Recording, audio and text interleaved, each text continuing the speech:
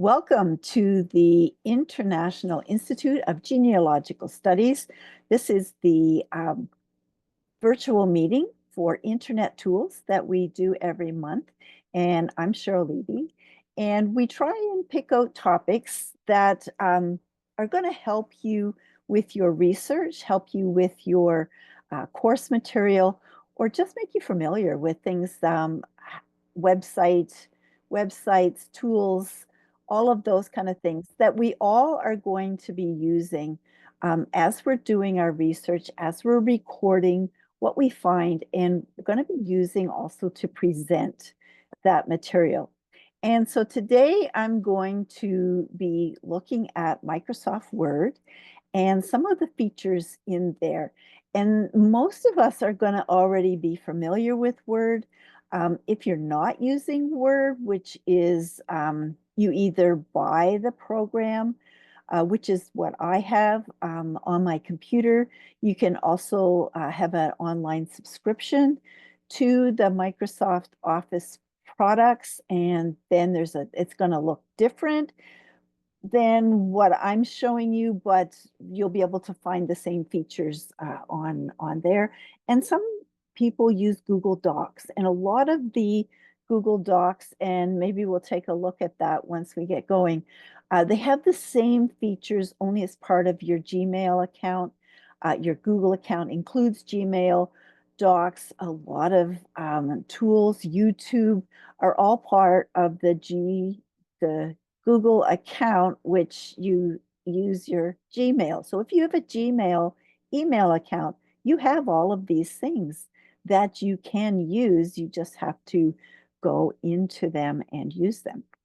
Okay, so first thing I'm going to do is I'm going to share my screen, and I have a Word document open.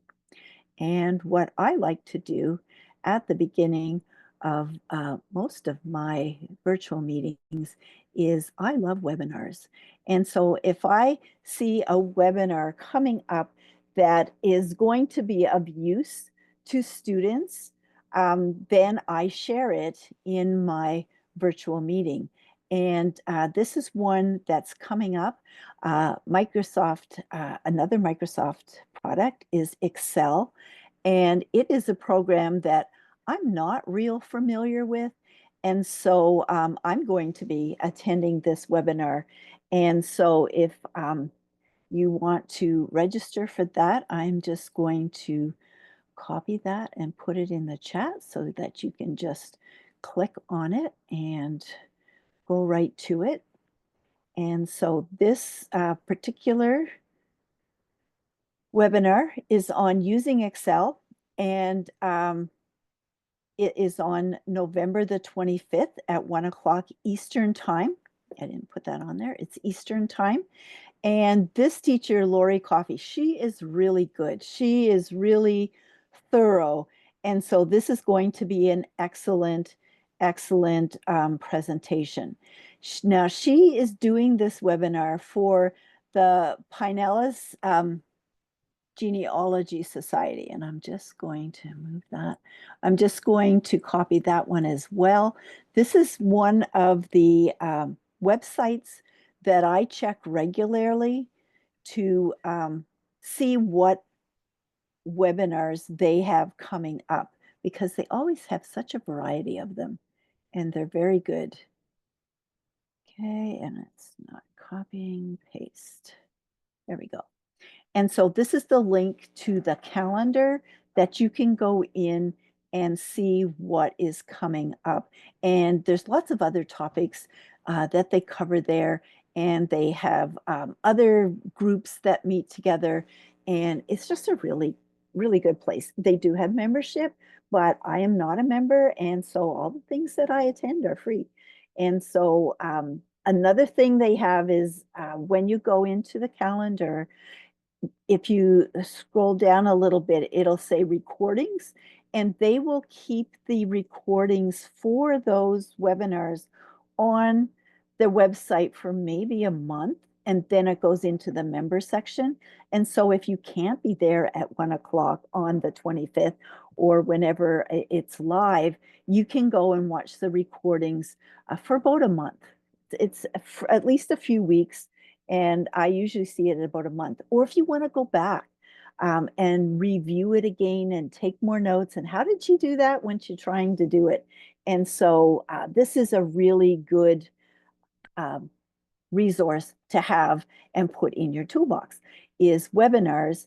And this particular genealogy society offers just really good webinars. Okay, so there's my plug for the upcoming webinars to continue your education. I don't know, she's probably done one on MS Word, I'm not sure. Okay, so here we are in Word. And so the first thing that you're going to do in Word is understand what the buttons are.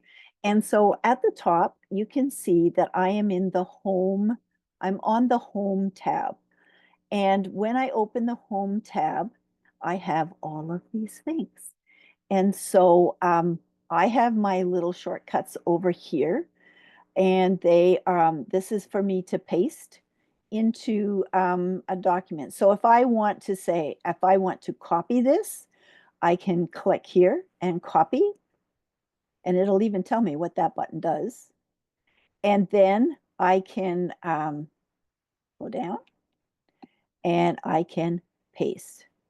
Pretty simple, right? If I wanted to cut that out, I can cut it. And maybe I'm going to paste that into another document or at a different place on the page. And then I can just go back and paste. Okay. The other buttons here, and this is pretty basic, but maybe some students haven't looked at all the buttons. And so stick with me. I'll get into some more complicated ones as we go. So if I want to make that bold, I press the B. But anytime you hold over, it usually comes up what that button's for. Okay, I can italicize it. Okay, then what if I want to italicize this one as well? I go to this little paintbrush, click the paintbrush, and then see the little paintbrush? And then I can paint over the things that I want it to do the same formatting. And so if I did that and I went up here and then I go up here,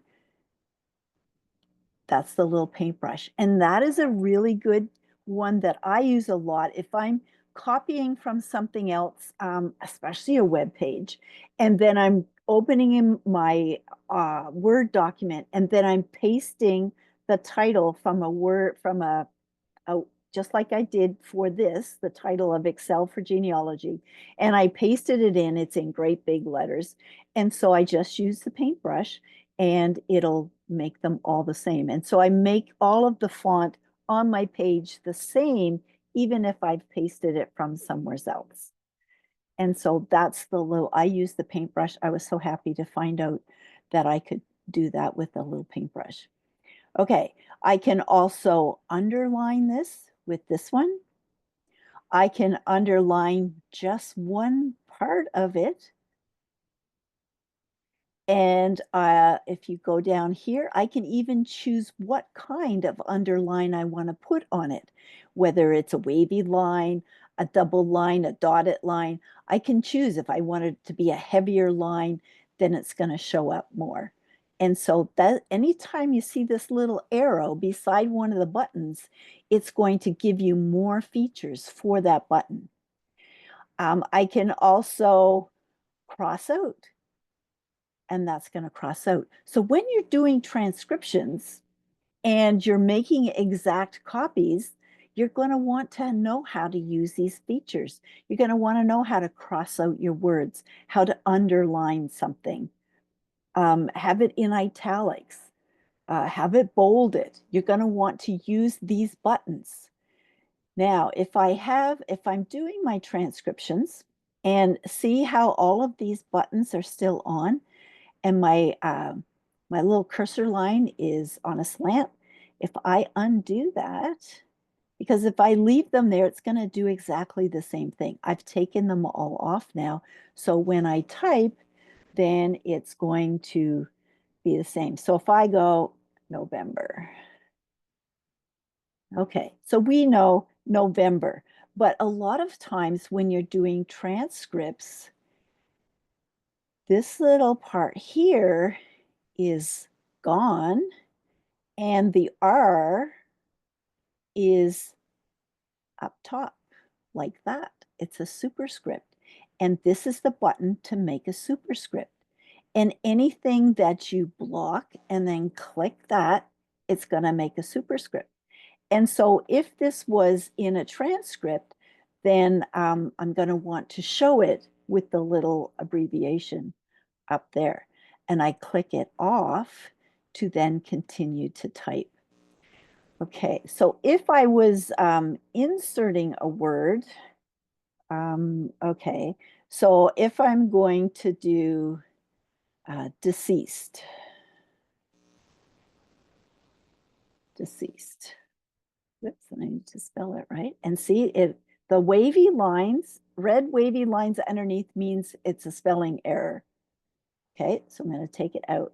So if I want to, let's say, so Martin Smith is deceased. Okay, so in a transcript, I'm going to want to make that go up. So I'm going to put that there. But if I do that superscript on the caret, it goes way to the top. So usually what I do is I do this one where it goes at the bottom, because a lot of times when you see that there's a word inserted into the text that's kind of above, this is how you do it in the transcript, that you want that little caret to be down below and not at the top. So I'm going to show you again. When you superscript the whole thing, the little caret is at the top where I want it to show at the bottom, like that. And that's how you do that. And that's how you use those two buttons. Okay, the next button, let's see, let's just copy this down again. And I'm going to take, and I can just block it and I can take off everything that's been on there and it will be gone.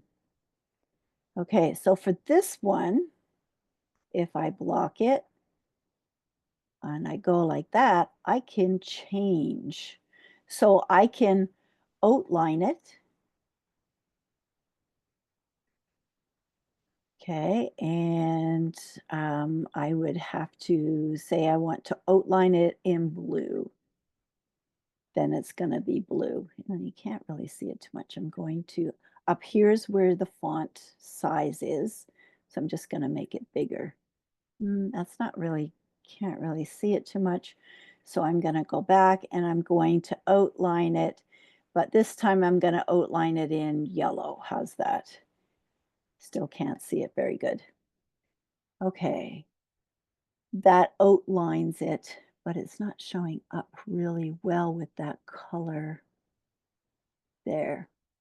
So that one is now showing with a shadow like that. And so there's all these things that you can do with the font to, I can make it glow. Say I want it to glow like that.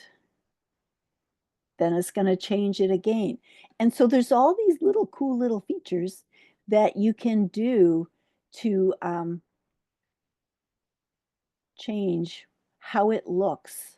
And I haven't used these other ones, but these ones are more advanced. But you can see that you can do a lot with Word just with the font and how the font looks, how the letters look. The actual letters is called a font. Well, the font is actually the style.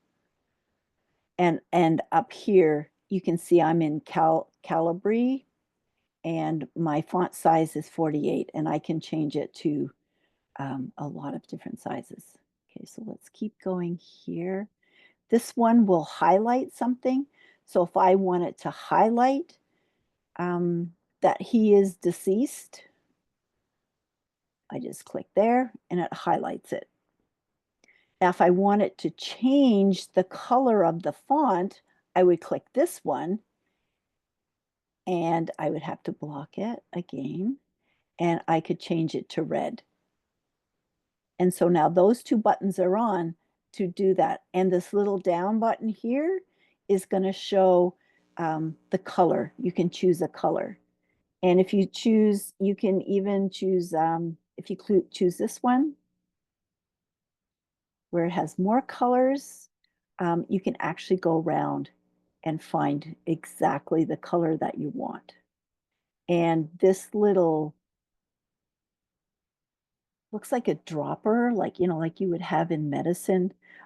This little dropper, I can click that, go out and get an exact color and then come back in and it'll show me what color that it is. Let's see if I can do that. If I go like that and, oh, there we go. I'm going to go to the top here, then it's going to show it exactly. So if you're trying to match something from a logo or a web page or a specific color, you can do that. It's an eyedropper, that's what it's called. And then I can take that and say okay, and then it will change. And so see, it changed it in there. But you can't see it because it's not very big. Whoops. And if I take that off, you have to be careful what you block. If I take that off, you can see that it changed that color. And if I want to do it again, it'll keep track of the recent colors. So that's if you're trying to match the same color as something, or if you just want to. So a lot of times when, for instance, I'm going through student assignments and I'm trying to show things that is different, I'll highlight them in red or use the highlighter or use the different color font just so that you can see the difference. Okay, and that's that little bar. At the top here, this little button just increases the size. So see, when I clicked on it, it's 18, now it's 20, and it just keeps going up. And this little one here, the same, goes down. That saves you from going in here and having to pick it. You're just clicking it and it'll go incrementally to the next one. This one here is kind of cool. It clears all the formatting. So if I take that, it's almost like an eraser, and I go over this, and oh, you got to highlight it first, and then I go like this, it's all gone. My back button can get it back because anytime that you do something, it's like, oh, I didn't want to do that, you use your back button. And then I can go and the forward button, the same. The back button. Notice the back button has a little down caret as well. There's all the things that you can do to that in one list. There is a lot. It keeps on going. So there's a lot of things that I can do to get back. If I've changed something several times and I want to get back to how it was, like this one, the text effect, it's going to change it back to that. So it's not just back, back, back. It's also back to what you were doing. So it remembers. Okay. So this one, I'm going to highlight that. This is all justified. It's called justified. It moves all the lines to the one side. If I click this one, it's going to center it all. If I click this one, it's going to make it all go to the other side. And if I click this one, it's going to make it full. If I had a full paragraph, let me see. So if I made this all a full paragraph without any breaks, And then I went, do one more. And then I went like this, then it should make it all go. But obviously, this is not a paragraph, and so it's going to leave you big spaces. And so sometimes if you see that, that's like, why is it doing that? How do I get rid of that? Just press enter and make it its own line, and then it won't stay in that. Okay, let's click all these out. Okay, and that's the justifications. Okay, this one gives you your line spacing. So maybe I want these to not be so close together. Whoops. I want these to not be so close together. If I go here, I can change the spaces in between them and make them bigger or smaller or bring them back up to just one. And so that can help you if you're trying to space it out so all the text is not all together. You may want to use that one there. This one is shading. I haven't really used that one, but again, you can use that with colors. This one is borders, and I do like that one. Let me see. I'm going to come back to that one. This one up here is going to give you bullets. So you've typed all your things in, and then you can just click here, and it's going to make it into a bulleted list. And the thing about bullets, and you can change, if I click here, it's going to allow me to choose a different style. So maybe I don't want to be dark circles. I want them to be little circles like that. Or maybe I want them to be squared, and then I can do it like that. And that's good if you have on the same page, you're doing different lists and you want them to stand out, then you can use different ones. I usually just use, whoops, I usually just use the round ones. But then see, it's going to remember that, so I have to go back in, change it back to the little circles or the black dots, I guess you would say. Okay, if I didn't want dots, I could do numbers. And there's different numbers. So I can do a number with a period, a number with a bracket. I can do Roman numerals. I can do capital letters. I can do small letters. And so there's all these different ones. These are lower Roman numerals. And so I can choose to have them different. And when you're doing reports for ancestors, and it's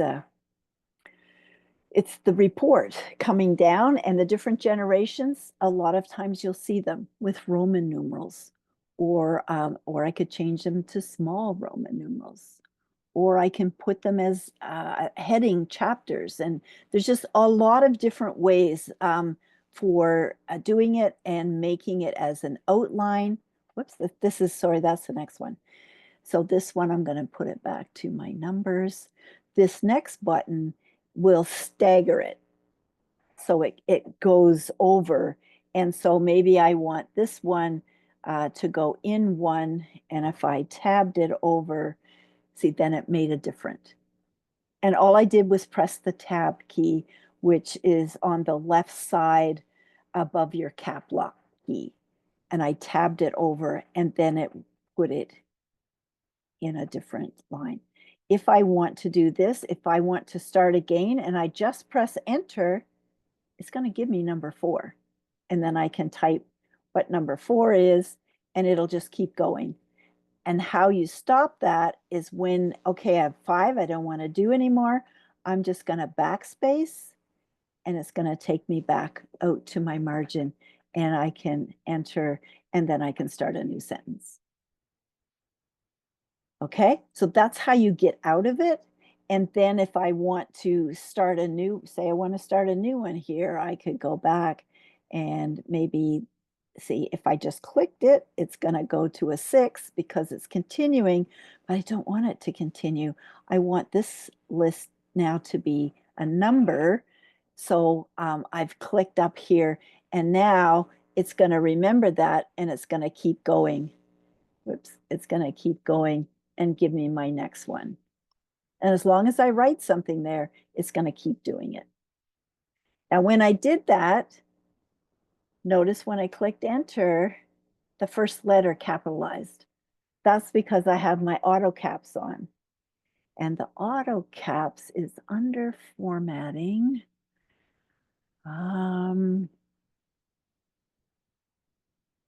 Okay. I don't think you can see the top of my page. Where is it on here?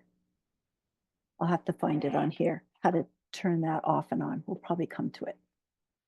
Okay, so with this group here, maybe I want this group to be over farther to the margin. I can press this one and it'll not when it's in tabs. I'll take the tabs off. No, none. So now it moved it over. I can push it over like this. So maybe you're doing a quote and you want to highlight a certain text and put it in its own little section, but you want it indented. That's what these two buttons up here are for. And so I can move it back or I can move it in. I can even center it. It'll go in the center. Okay, this one will sort. And so that's sorting. I don't use that one much.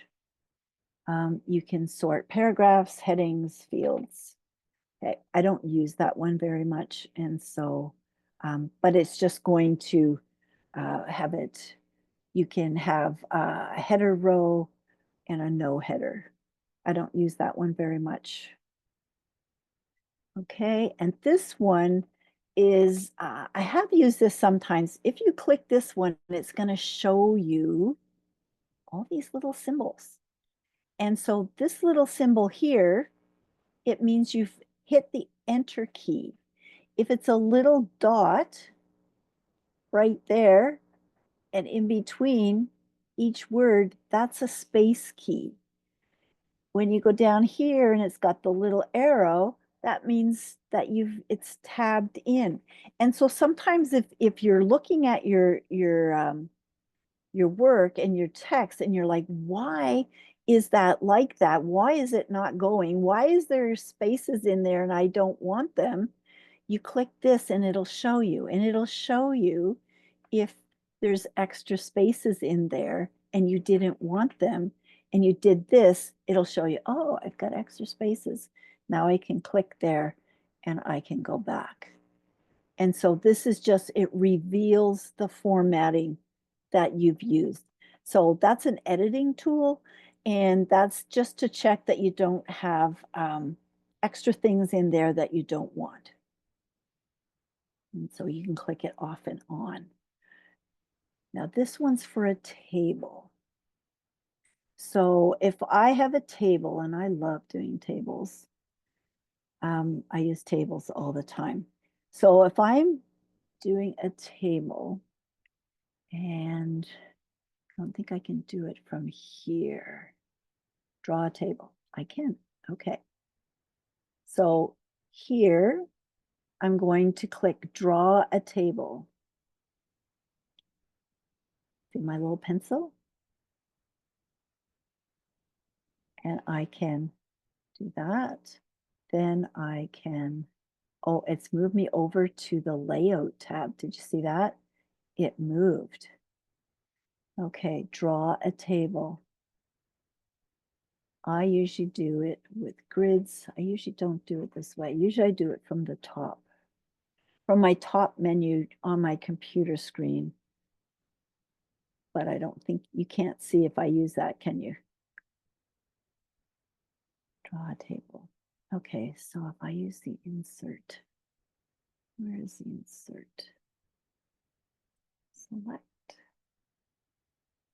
So this is the table one. I usually don't use it from the tab. Okay, guidelines, properties, draw a table. Done it. I need to put the columns in.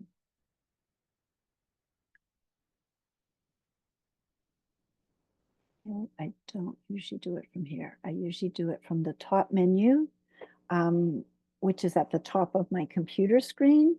And I just click table and then insert. And then I get a little how to do it. Okay, so where is that on the tab? It. Insert.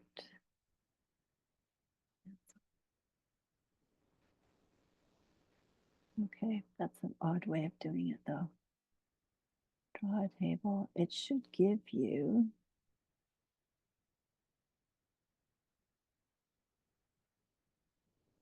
properties, table.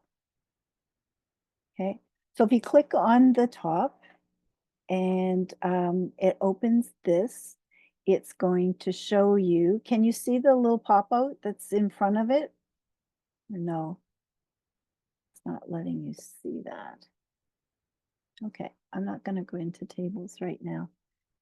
I'm going to go back to the home page. But if I had a table, I'm just quickly going to put one in. Insert. Just hang on a second. So from the top, I'm going to draw a table and not what I want. Insert a table. And I'm going to have it just a simple table like this. Okay.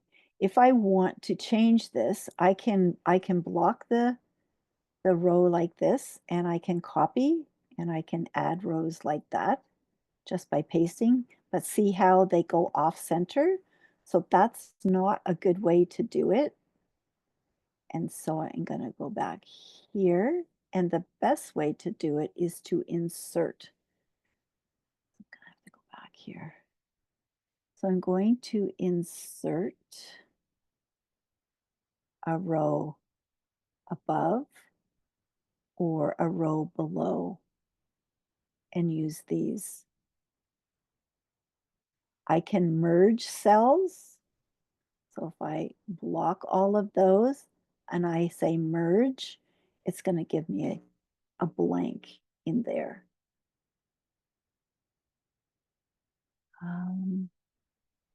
I can erase. Maybe I just want to do these two. No, that's going to erase that line. If I erase there, it erased that line. Maybe I want to make, I've used that if I'm making, I made my own invoice. Okay, so you've got lots of little columns and everything. And so I wanted it to have two lines. So I want it to type. And then I want to unclick that. And then I wanted it to have another one underneath. Then it's going to let me have two lines there, but it's not going to show the line in between. But back on the home page, this little one here is for borders. And so say this section of the table, I wanted it to have all borders. That took it off. This one here is going to make borders. I can change it that they have different lines. And so you can use these buttons to change things on your tables. Okay, I'm just going to get rid of all that. Okay, in this one, insert. There's it is there. Okay, so I can insert more pages. I can insert And here it is. So I can insert a table from here. I usually use the top one. So now I know there's another. There's usually 2 or 3 different ways of doing each thing. So if I wanted a table with this many columns and that many lines, it's going to make it in there. And then you can do things with this to show different things. For each column, you can shade some. This is what I was looking for. So if I want this top one to be my header, I can change this one and I'm going to say I want that line there and I want it right here. Then it's going to do that for me. And now my table is in 2 sections. I love doing tables. Okay, but this is customizing your own table. Okay, you can insert things. Besides tables, you can insert photos. And when you insert a photo, you can have it from your browser. You can have it from your file. And so if you have a file on your computer, on your desktop that you want to insert into your document, that's how you do it there. You just, it opens up the little window and you choose your photo and it will paste it right into your document.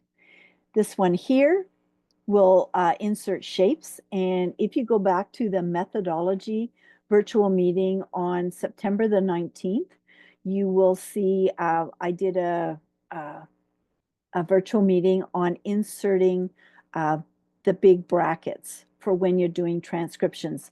And so you just click it and then it draws it. And then you can change the color of it. You can change the size of it. And you can move it around with these little buttons. You can even tip it on its side. And you can make different shapes. And so in the methodology virtual meeting for September the 19th, it's in that video, so go back to your calendar and see that. But you can insert a number of different symbols. These are all ones that you may use in when you're doing transcriptions. This is icons, and I don't use that one very much, but you can add little icons into your documents as well, and shapes and media, links. Links. So if you have a link like this and you want to get rid of it's called a hyperlink. It's blue and it'll take you right out to the website. If you right click on that and go down to hyperlink and remove the hyperlink, it will take off that. And now when you click there, it doesn't take you to the website. So if you have something that you need to clear the hyperlink, then just do that.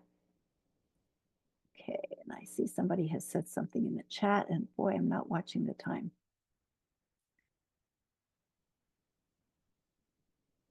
Okay, and Tricia says that she's gone back to the September 19th methodology webinar.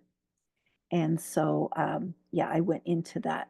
So there's lots of different things. There's headers, there's footers, there's advanced symbols. There's just check it out. Any software that you have, click the buttons and see what they do. Now click it on something that you're practicing so that you're not messing up your good copy, but just go in and check. So in the draw one, I don't use the draw one very much, but you can do highlighters. You can do all kinds of things with them. The design one, the different styles of titles, colors, watermarks, putting a watermark on something, putting a border around your page, changing the page color. If you're doing a brochure, you may want to change your color. The layout. The layout has some of the things that are in the formatting, orientation, whether it's portrait or landscape, is there. Columns. You may want to make columns. And if you do, block the section that you want to be in columns and then make 2 or 3 columns and then have it back to one column, meaning one full paragraph when you're doing the rest. And then there's page breaks. So if you want it just to go straight to the next page and not have to keep, enter, enter, enter down to the side, you just put in a page break. References, the references tab, oops. This is where your spell check is, different things, inserting things. So just check them out. Mailings, I don't really use that. Review, there's your spell check right here. Translate, tracking. If you want to track changes, you turn this on and then it'll show you, say you have a copy and then you make a second copy and you're going to do some changes, then it'll show you all the changes you made and you can check it and then check it back against your original and see which one you want to keep. So this is the review tab, and then the view tab has the layout, the ruler at the top. I like having that, grid lines, zoom, your zoom is there, and a few other buttons. So that's just a few of the things that I wanted to share with you. And what I'm going to do is we're going to start a blog series called Word Wednesday. And every Wednesday on the blog, I am going to put in a tip for using Word and how I use the different features of the Word documents to help me when I'm doing my research, when I'm writing reports, that type of thing. And so I'm not sure if it's going to start next week or maybe the week after, but watch for that on our blog, Word Wednesday, and I will be sharing tips on how to use Word. Okay, so any questions before I close out this document?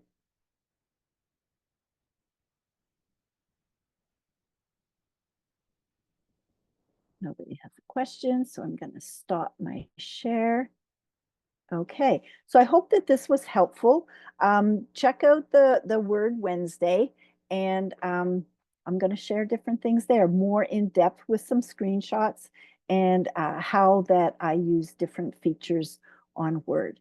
And so thank you for being with me for this Internet Tools virtual meeting. And I'm Cheryl Levy, and this was the International Institute of Genealogical Studies at genealogicalstudies.com. And thank you for joining us, and hope I'll see you next month. Okay, bye-bye.